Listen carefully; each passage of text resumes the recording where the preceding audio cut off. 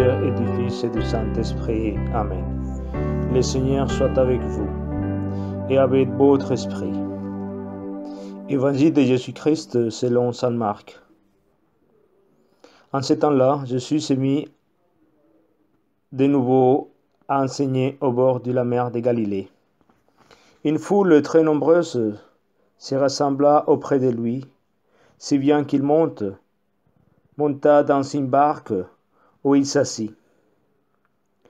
Il était sur la mer, et toute la foule était près de la mer, sur les rivages. Il leur enseignait beaucoup de choses en paraboles. Et dans son enseignement, il leur disait: Écoutez, voici que le semeur sortit pour s'aimer. Comme il s'aimait, du grain est tombé au bord du chemin. Les oiseaux sont venus et ils ont tout mangé. Du grain est tombé aussi sur du sol pierreux, où il n'y avait pas beaucoup de terre. Il a levé aussitôt, parce que la terre était peu profonde, et lorsque le soleil s'est levé, ses grains a brûlé, et faute de racines, il a séché. Du grain est tombé aussi dans les ronces. Les ronces ont poussé, l'ont étouffé, et il n'a pas donné de fruits. Mais d'autres grains sont tombés dans les bonnes terres. Ils ont donné du fruit en poussant et en se développant. Ils ont produit 30, 60, 100 pour un.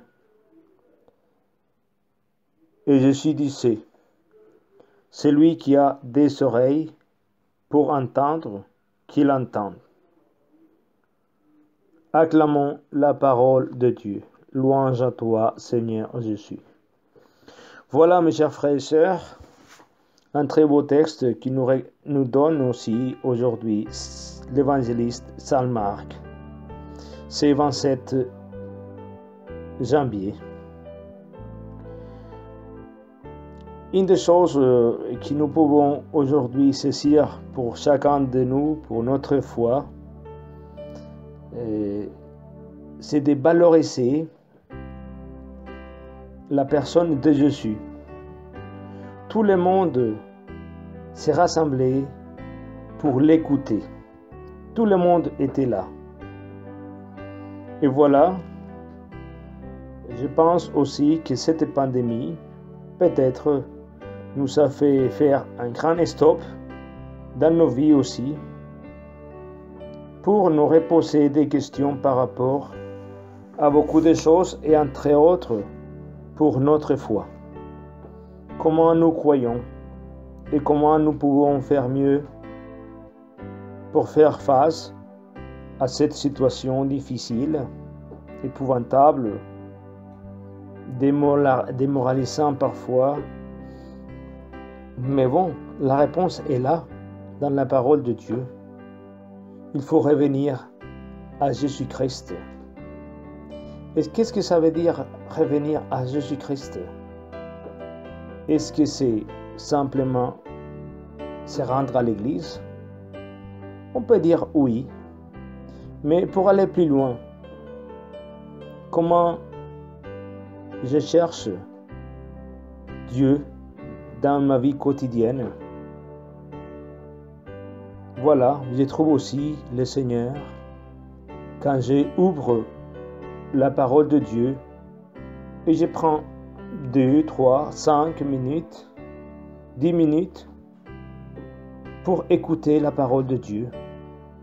Parce que Dieu nous parle quand nous lisons sa parole. Et voilà, c'est le temps de revenir aussi vers le Seigneur qui veut nous rassurer aussi dans nos vies. On hésite beaucoup. Aujourd'hui, nous devons avoir le courage pour nous dire, au milieu de tout, nous ne sommes pas seuls. Cette pandémie aussi m'a fait penser davantage aux autres, à ma famille, aux amis que je ne parle depuis longtemps. que je n'ai pris pas ces nouvelles. Voilà. Et ensuite, c'est très clair, cette parole pour nous aujourd'hui. Le semeur, c'est Dieu. Le fruit, c'est son Fils Jésus-Christ. Et nous sommes cette terre. Je ne sais pas si nous sommes tous de bonnes terres. Bon, j'espère oui.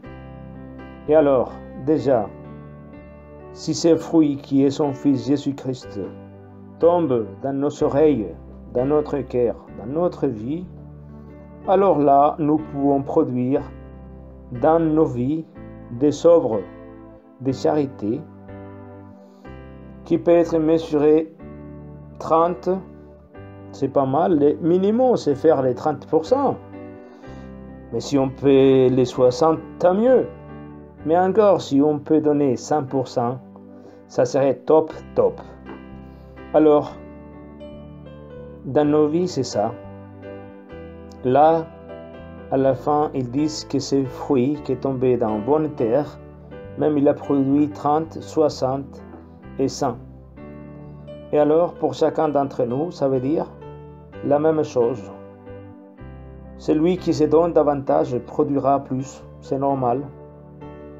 Le prix du sacrifice, ce sera toujours bien payé.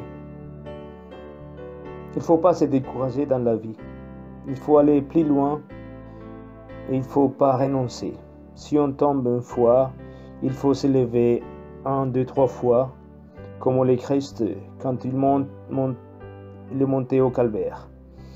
Alors, et le texte il finit en nous disant, c'est lui qui a des oreilles pour entendre qu'il entend. C'est-à-dire, c'est une belle parole, c'est une belle invitation, mais c'est à chacun d'entre nous de dire, oh oui, pourquoi pas? Je vais faire attention à la parole de Dieu. Oui, mais ce n'est pas une obligation. Notre foi, ce n'est pas une obligation.